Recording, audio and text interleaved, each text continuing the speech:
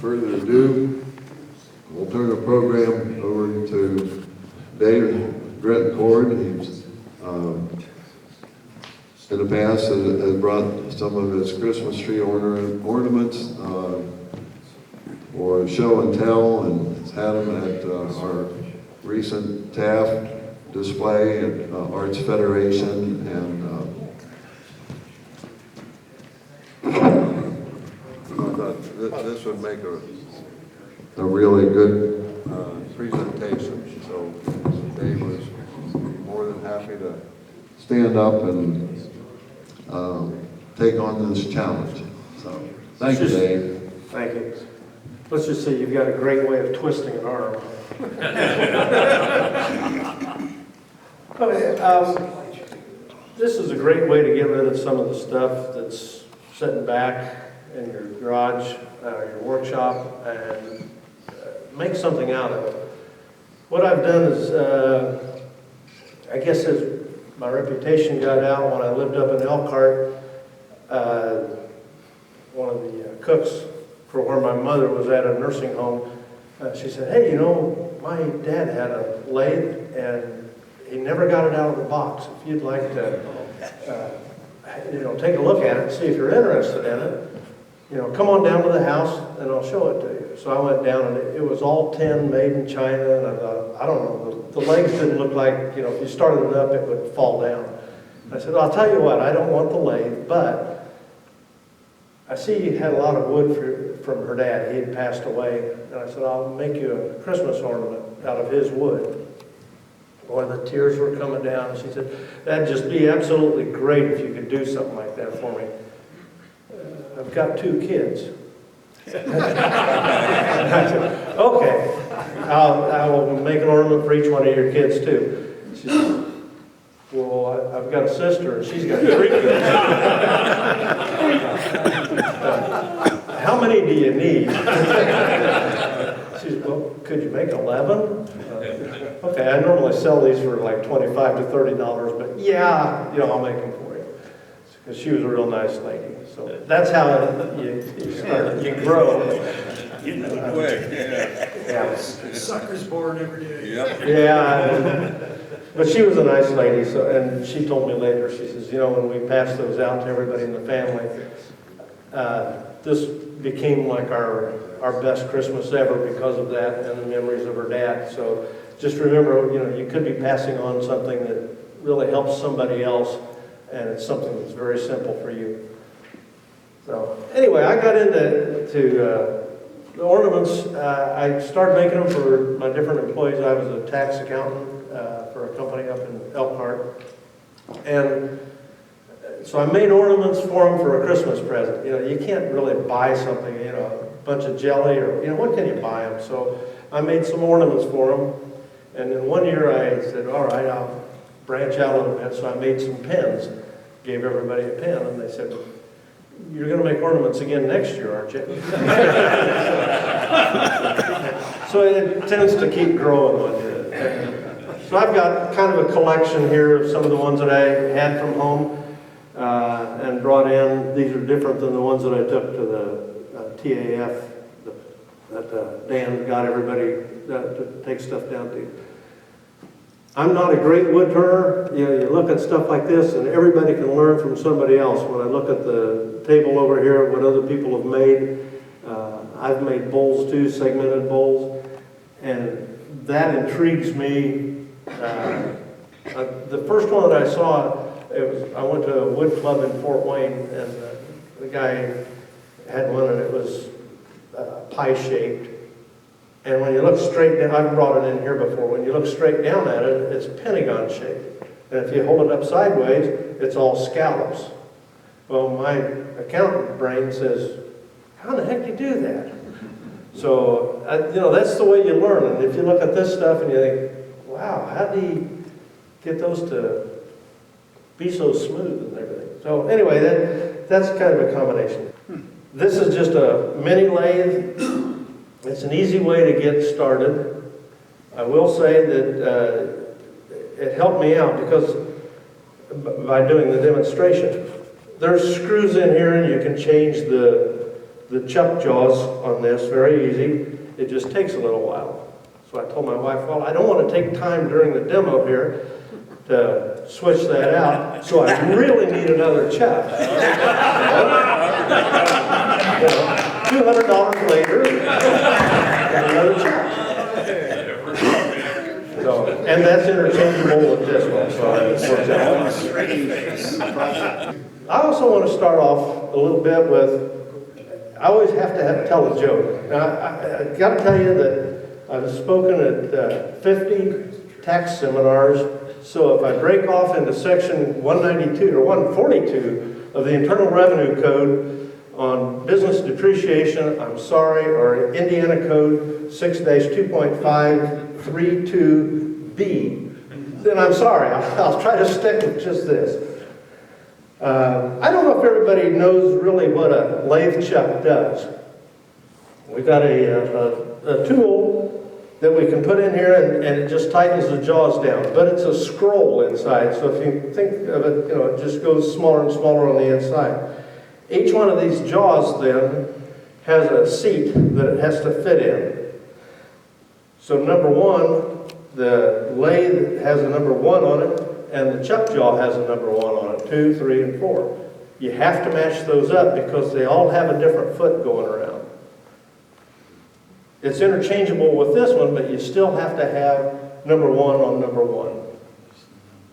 So no problem there. So today I'm going to turn a couple, or one ornament anyway, and there's really 3 parts to the ornament. The globe, which is the middle part, and then the finials, which is the top and the bottom. Some people call it an icicle. But it's better to make it out of contrasting wood. I look for different kinds of wood just to make them kind of unique. I've got some that are seashells over here. These are the sea urchin seashells. They're a little tougher to work with because, if I can swing over here, this is a sea urchin. It's actually a seashell, and it's hollow inside. And they're very fragile. So you have to get your bottom icicle, or the finial, to match up with the top. So what I do is I'll drill a hole in the bottom and the top after I get them turned, and I just put a dowel in between them. There's no stress on it, but it's strong enough if you glue it in there that it will hold until you get some kid pulling on it. I've got some apple wood, I've got a Christmas bell. This is a kind of a unique one. This was in Wood Magazine, I think, several years ago. And it's a little Christmas tree inside. It's very simple. You have to be accurate on it. Start off with an exactly square piece of wood, and you simply drill out a 1-inch hole in it. As you put your bottom finial up, cut a little Christmas tree in the end of it so that it fits up through your hole, and I think I got a 3/4 inch hole here. That it comes out just right. And you can adjust it, a little bit as you go. Okay, back over onto this. I'm going to start turning on this. I ought to talk about the different kinds of lathe tools. For the people that have made all this stuff, this is going to be kind of old. But, okay, this is stamped out. I think it might be even the powder metal, I'm not sure. Some of the metal are just but use this only for spindle work. There's 2 types. There's spindle, and then there's bolt turning. You can use a bolt turning gouge for spindle work, but you can't go the other way. So anyway, I'm going to turn this on, and I'm just going to round the end over. The way you do it is you don't turn it on first. Do as I say it. Okay.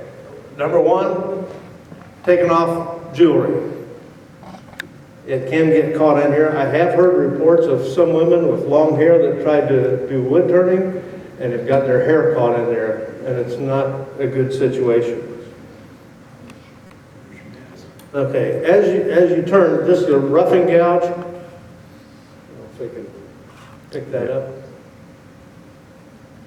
So the end is smooth all the way around. And this is why you can never use this on a bowl, because the ears on this can catch. And catch can be pretty bad. I want to take this down and turn it round first. You always spin your lathe to make sure it's not going to hit anything.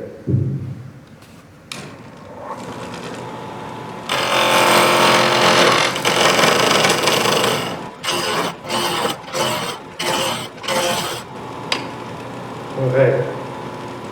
Easy way to tell if you got it round, lay your tool on it. I must have a little flat spot in it. I do. And you can hear it kind of rattling, and that's an easy way, a safe way to check it.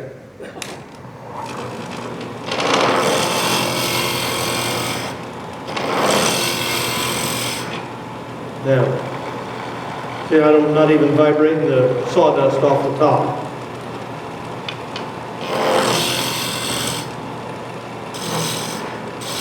You can use this to go ahead and round the end over if you want.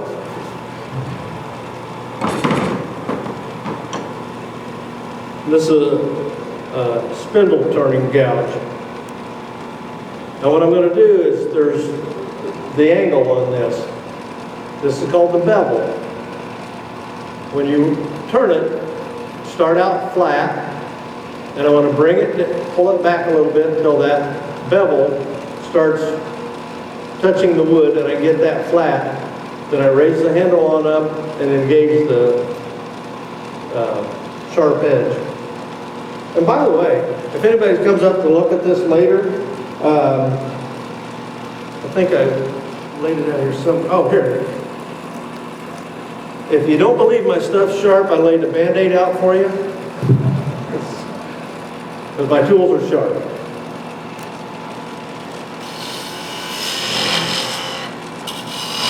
Now I'm going to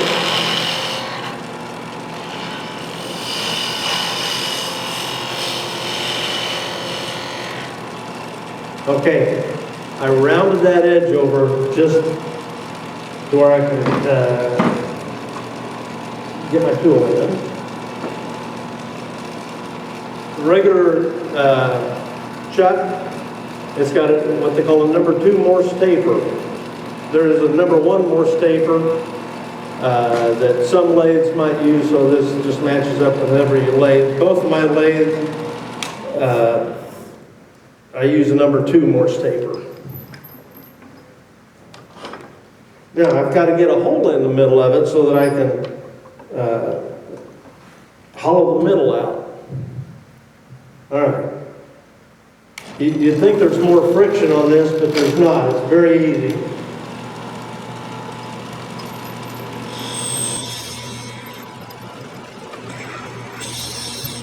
Take it in part way and back it out so you can clear your sawdust out of there.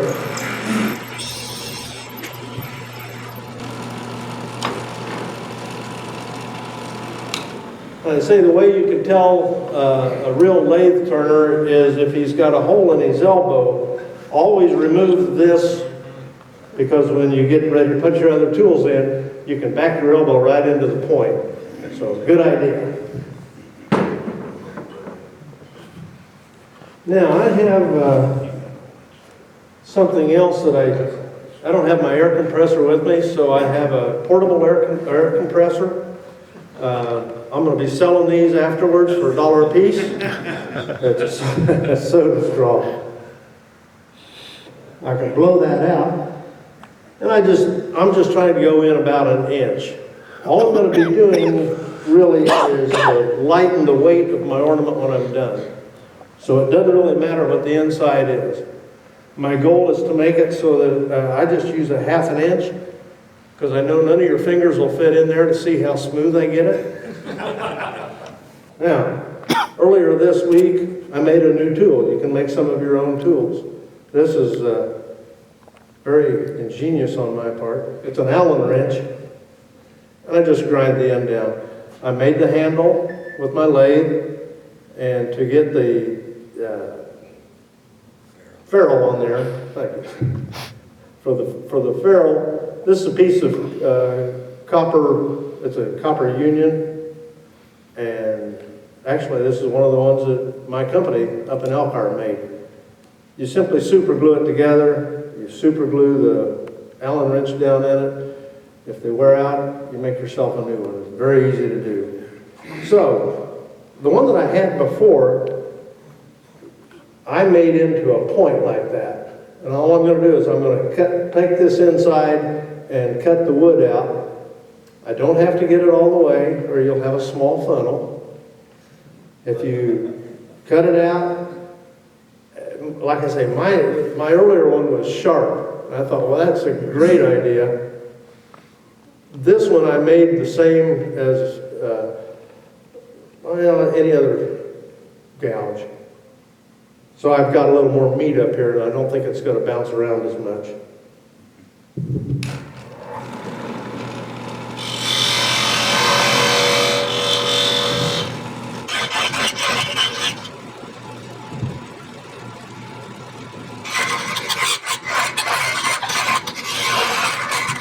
Thing is, I'm doing this blindly. I've got a hole in there, and what I'm doing is I'm cutting in, and I have to leave a little rim around the end of it here.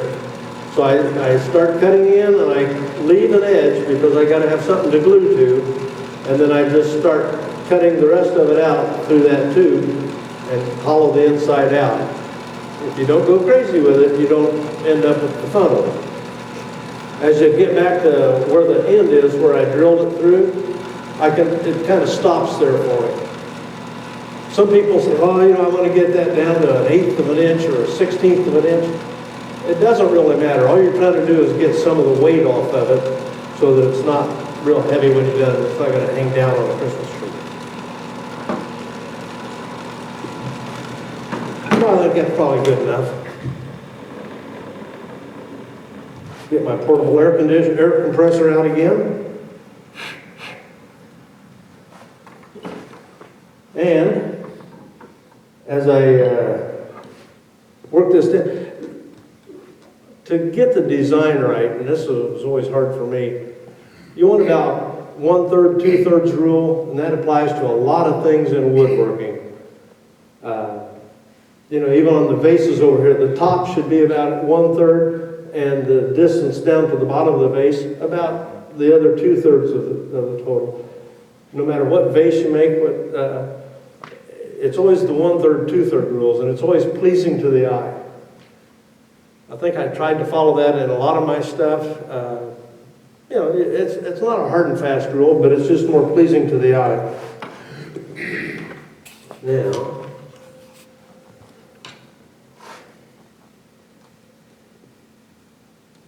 that's pretty good. So when I make my globe part, I want to round that out, and I'm going to make that as about 1/3 of my total ornament. When I do the bottom, which is going to be the rest of this, that's going to, between the top and the bottom, that's going to be about my 2/3. Take a pencil. I tell you, this is really easy, and it's a good way to get rid of your scrap wood. All right, I know about how deep I went, which is about there. So there's about where I want to cut that off. So you just use your pencil, make a line around it, and I can see that real easy when I do this.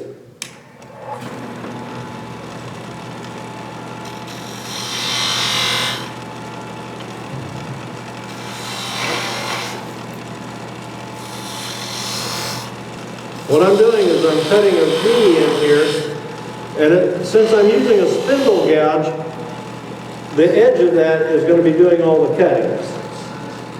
But when I get down to the middle part here, it starts interfering with it by the other edge. Now I'm going to shape that on around.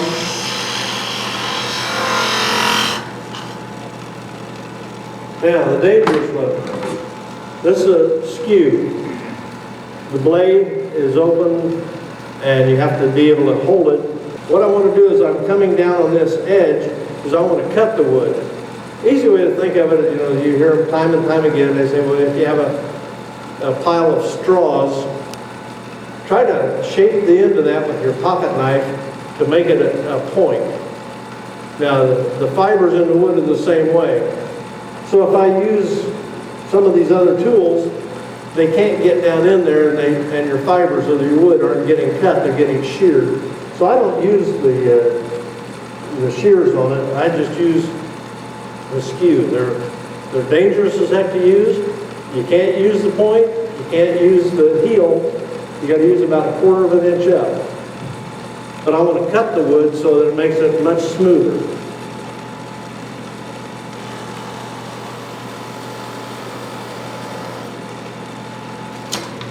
Hello.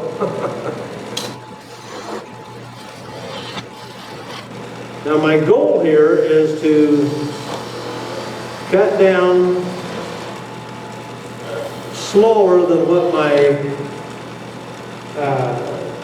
Forstner bit. When I was bringing it in, I didn't bring it all the way through because I've got to have something to hold that ball. So I cut about 3/4 of the way through that ball, and then when I'm done, I'm going to go ahead and drive it on the rest of the way through. So on this, I want to just cut down and make the part that's holding it smaller than the 1/2 inch.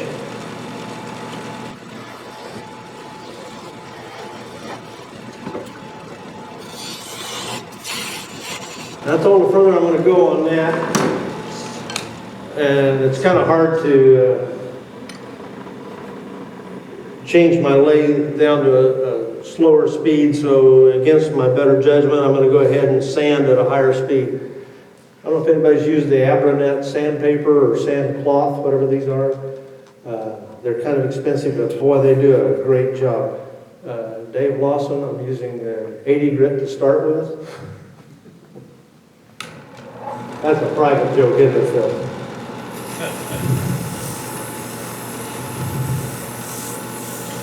I want to just get this, I use the different grits of sandpaper. What I do is I cut them into small strips because I don't need a large amount. But if I keep them in order and I write on the back of them what they are. Because a lot of times it'll say, you know, what grit it is out here on the side. Once you cut it off, you can't know what they are. Yeah. Yes, a question. What's the wood that you started with? I think it's maple and it's spalted. And this is just a piece that I grabbed up at home and it's purple heart. So I just want to get contrasting woods. I do a lot with, I like cherry about the best. It seems to cut real easy for me. And walnut, boy, it's got an aroma that comes out real quick. It bothers some people. Oak bothers some people. So, you know, if it's going to bother you, just get a different kind of wood. It depends on the, you know, you got a little bit of sawdust going out into the air. So I like this one, and it's going to turn out real pretty because it's got, you know, a lot of different colors in it. It doesn't take much on each one of these, but it's, if you try to skip a grit, a lot of times you'll find that there's, when you're all done, you're going to have just a little line that goes all the way around everything, and you think, well, how do I get rid of that? Because your finer sandpaper doesn't cover it. If you'd have just gone through the different grits, don't try to skimp. It really makes your end product a lot better. As you get down to the smaller grits, you think, boy, you know, it pretty much polishes itself while you go.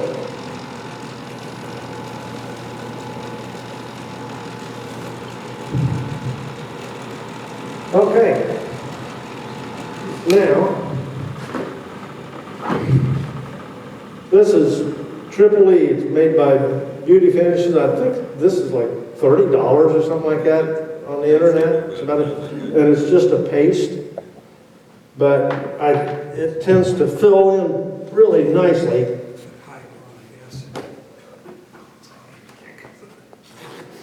I'm from Elkhart, so I tear up my... And you can almost reuse the backside, just because I'm from Elkhart.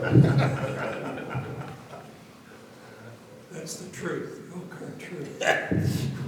I lived in St. Louis twice for a total of 15 years. And I lived in Louisville, Kentucky, but I had to move from there because my door became a two-syllable word. You know, close the door. So I had to move away from there. Okay, this is what they call a friction polish. So you put the paste on, and then you just buff it in. And it turns out really nice.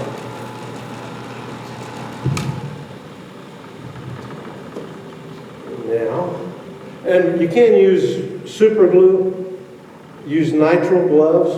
I know you've done that. Use nitrile gloves on it, and you can get a beautiful finish using super glue. Just be really careful with it. Don't touch your nose. Well, yeah, it was earlier this week. I guess I had a little piece of paper towel kind of stuck to my thumb a little bit, but it came off. Your thumb or Never had that done before, huh? you're supposed to have fingernail polish remover. Oh, well, here's my, wait a minute, I got my debonder right there, just in case. All right, I just put a little bit on the old rag. And you just want to get it kind of wet. This is also from, it's the same company. This one is a shallow wax, so it's shellac and wax together. I'm still on the same piece of paper towel. I see it didn't really take that long. And I'll go ahead and cut this off. I also didn't really want to tell my wife how long it takes me to make one of these, and she'll go, well, why are we out in the shop so long? All I did was cut the rest of the way through on that. Back to the portable air compressor.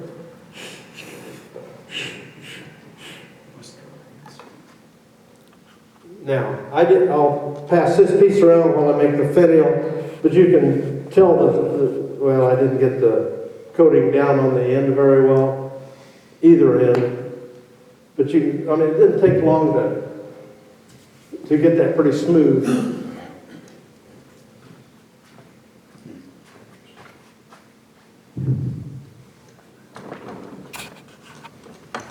Now, this is why I spent the $200, so I could do that. But it was well worth it. Okay, now I'm going to make the finials. The reason I use the 1/2 inch, and here's one way to gauge it. As I make the finials, I want the end of it to come out. I've cut a 1/2 inch hole in that.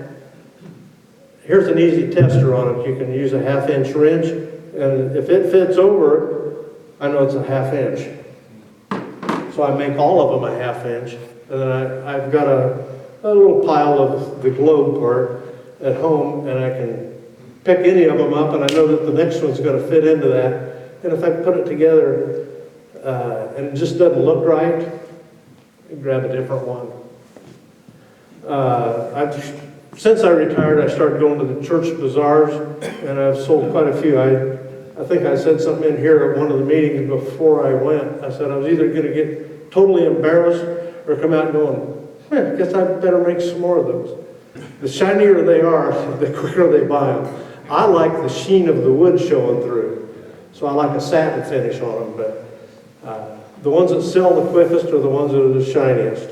I have to take this now. I'm going to judge about how long I want to make it. As I cut it down, I want to put a flange on it so it'll cover the bottom of that. You can also make another ball there so that as it fits in, it kind of seats up against it easy. You had mentioned earlier, putting a piece between between the upper and lower finials? Is that only on the shelves in order to give you the strength? You don't have to do it on these, do you? No, these I normally would have hollowed this more, but I leave just a little edge so that the glue will have something to stick But onto. you don't put anything between the two? No, only on, when I made the, one of the Shelves? sea urchin, there's nothing to glue to, because that's real porous around there, and all of a sudden your glue will run out.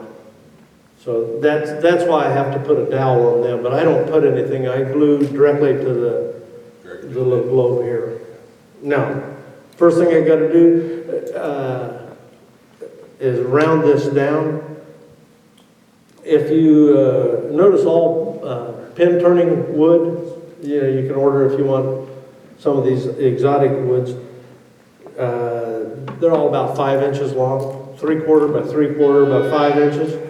And so that's why I use the 1/2 inch, because it gives you a small amount, but I can get things to match up easy.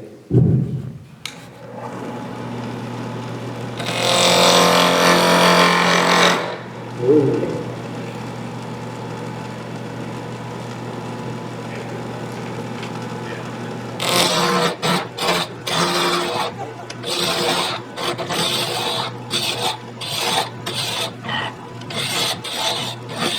I will warn you, if you get a chuck like this, these are Technotool, there's several different brands that you can buy.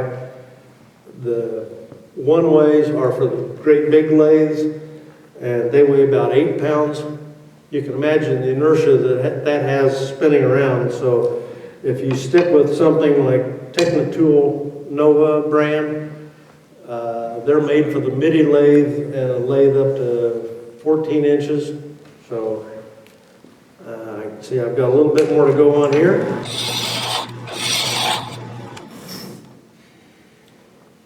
Through the magic of television, I'm ready to start turning. Now, design-wise, I want to go ahead and kind of get my overall length.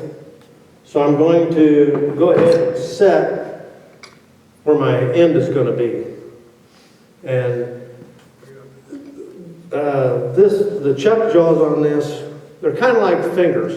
So if you shove it all the way in, it's going to have more gripping power. But if you try to save your wood and keep it out near the end, those fingers are going to expand. You don't think they're going to, but they'll expand just a little bit, and you won't have a good grip on them.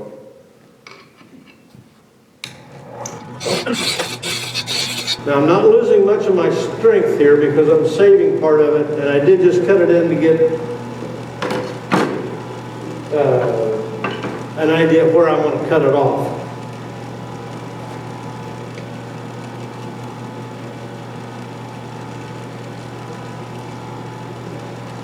That's what I was talking about.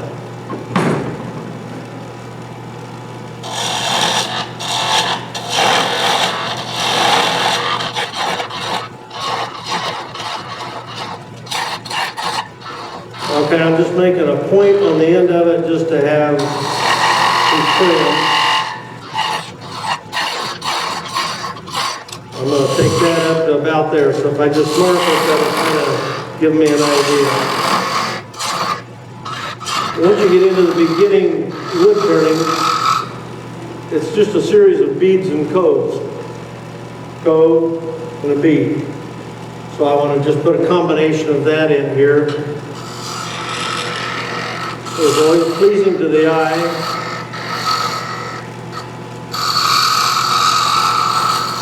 And when you turn, you always want to turn going downhill, because just like those wood fibers are, you're cutting them as you go downhill. If you go uphill, you're going to get some resistance and they're going to stand up.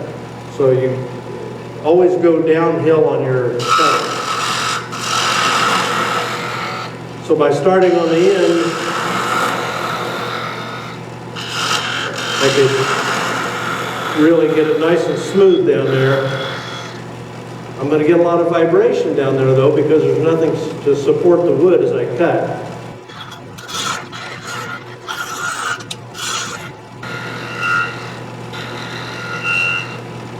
You can hear the screeching sound, so I know I don't have a lot of support down there. I'm just getting the vibration.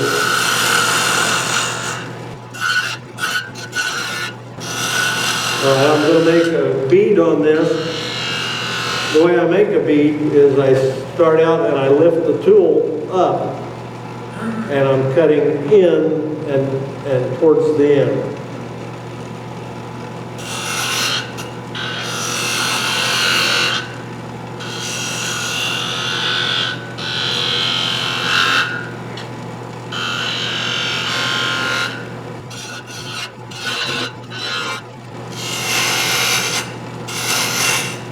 Now as I make the cove, I want to cut down from the left side, cut down from the right side. I don't cut up from one side to the other.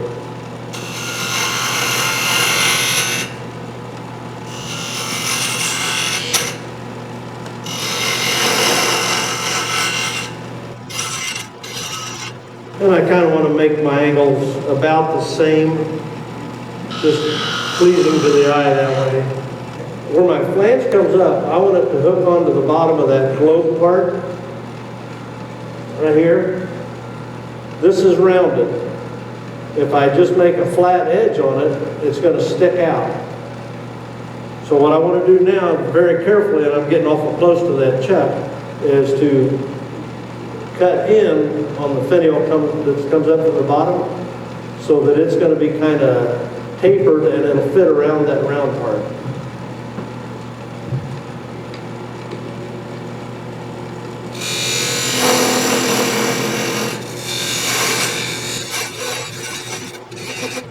Okay.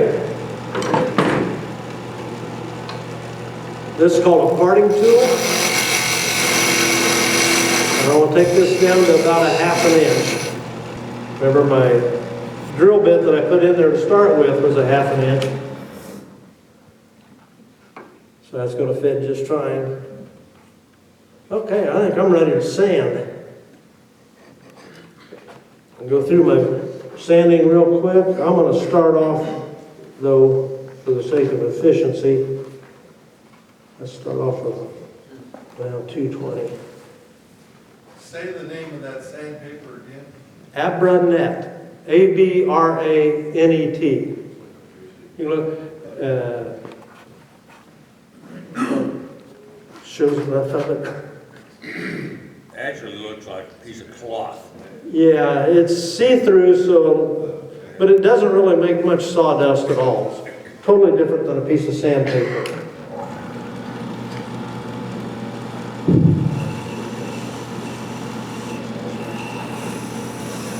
You like it, Charles? Oh, yeah. That's by far the best thing I've found. 'Cause that's how it works. I use it all the time on my pen. Okay, and I'm not trying to reshape the wood here. I'm just taking the tool marks out. And there's an old rule that if your sandpaper gets hot, it's because you're cutting too fast, and I should slow this down. But these old lathes, you have to change the belts on them. Just to show you I'm not cheap, I'm getting a fresh piece of paper towel.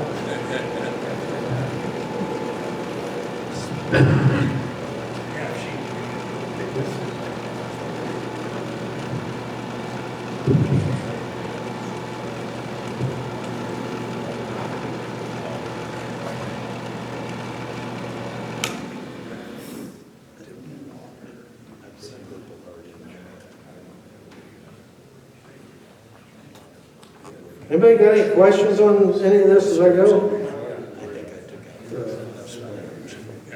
How fast are you spinning the lathe? When I sand, I take it down as slow as it'll go.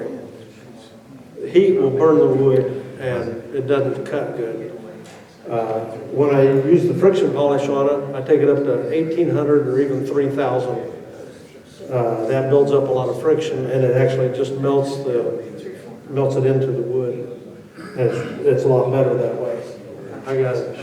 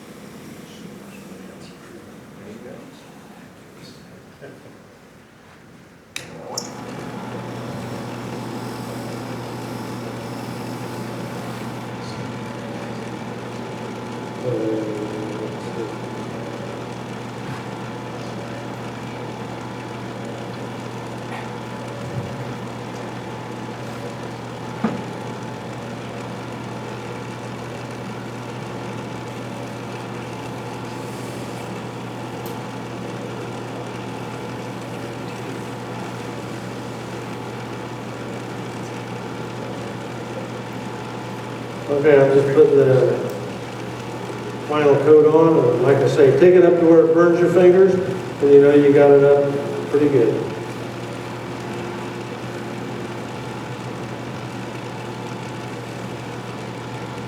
And I'm ready to cut it off.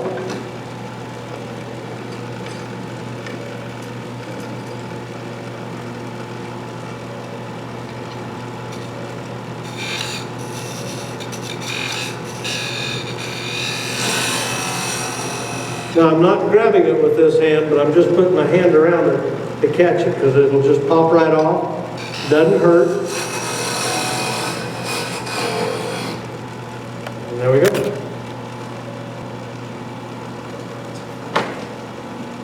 That might be a little sticky, but I'll make the top part now. Okay, I've got to open the chuck up, and I'm going to do the top part, and I'll make it pretty simple again. Now, since I'm not supported out there very far, I'm going to leave as much as I can, you know, sticking out. Just hold a very small part.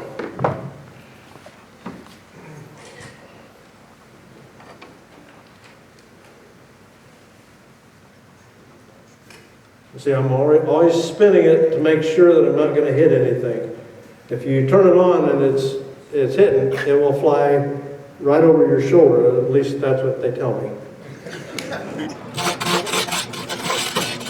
Now in this case, I'm going to cut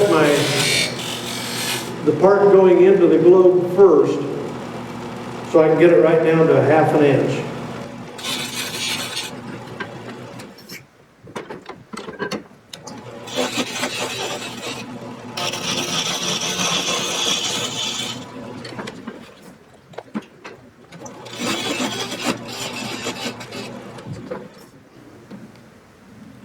Almost there. Okay. Now I've cut my tenon that's going to go into the ball. So I'm just trying to round out the rest of it now and make a simple design on this. First I had to round it out.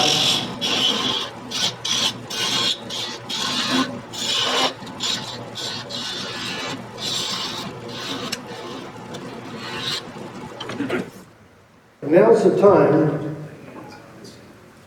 I have a drill that's dedicated for this. I just bought this guy this week. Told my wife I had to have it for the demo. It's called a pin vise or pin chuck. And I just keep the same little point in it because I can, all I want to do is just drill a little hole in the end of that.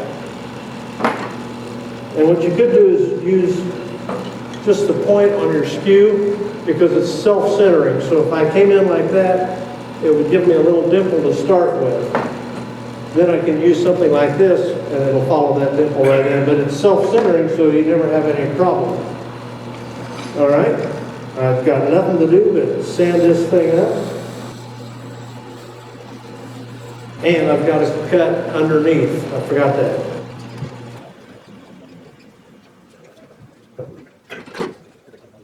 This is the dangerous part because you don't want to hit that chuck jaws coming around.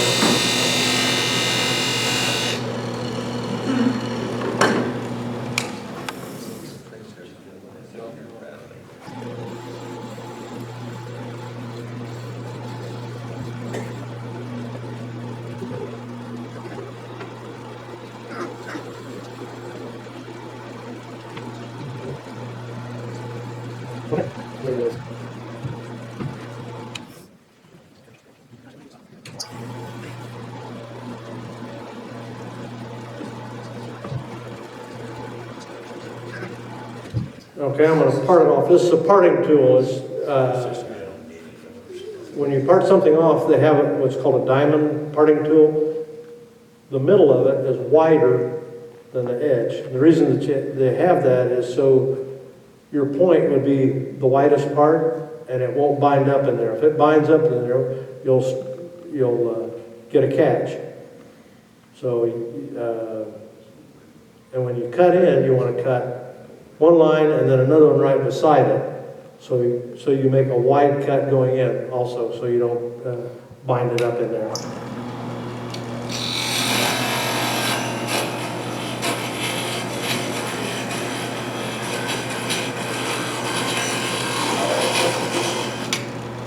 That's all it takes. Just catch it as it comes off. Now, do we have the finial? Is it around? Okay. It's hostage, held hostage, cost you $1,000. Thanks, John. $5 million. So here's my 3 pieces.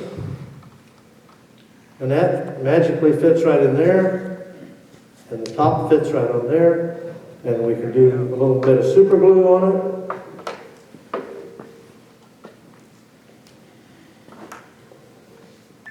Now, when I cut that out, I know probably everybody noticed that I didn't cut all the way down to the end. I could have. It doesn't really matter on this one.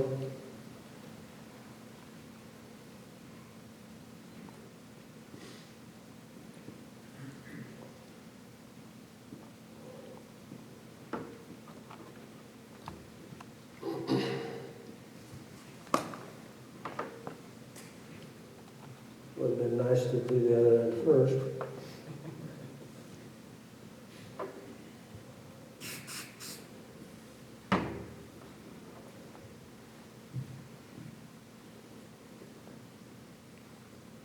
What I always like to do is if it's oak that I'm doing, is line the grain up. It just gives it a more pleasing effect when you're done.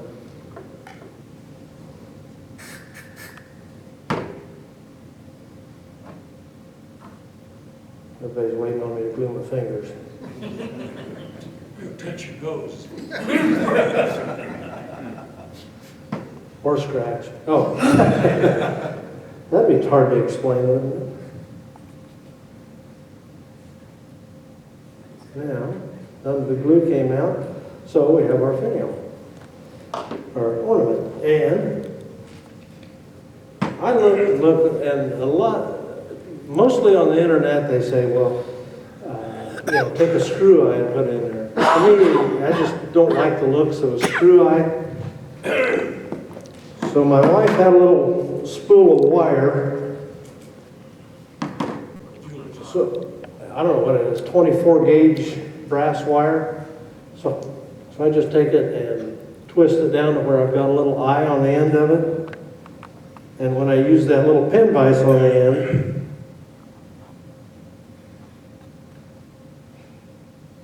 of course that one was too long. If somebody wants to hold this real fast so that it'll spin, I can drill. I didn't drill a deep enough hole. But anyway, I got these up here. I just made a few of them. I didn't drill my hole in long enough.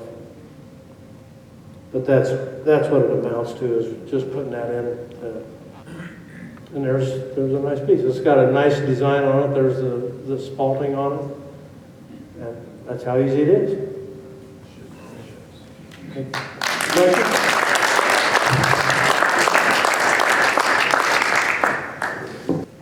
Anybody got any questions on how easy it is? How much have you used your your new tools? I used them a lot when I first got them, and I think since I learned everything on the regular old tools, I just kind of migrated back to them. I thought, well, I'll just do that. The only problem with these scrape. Right. So you've got your fibers coming around. All it's doing is chipping off one. And I didn't find it as easy to use on like the ornaments. On a bowl, I think it's fine because you can use like the round one.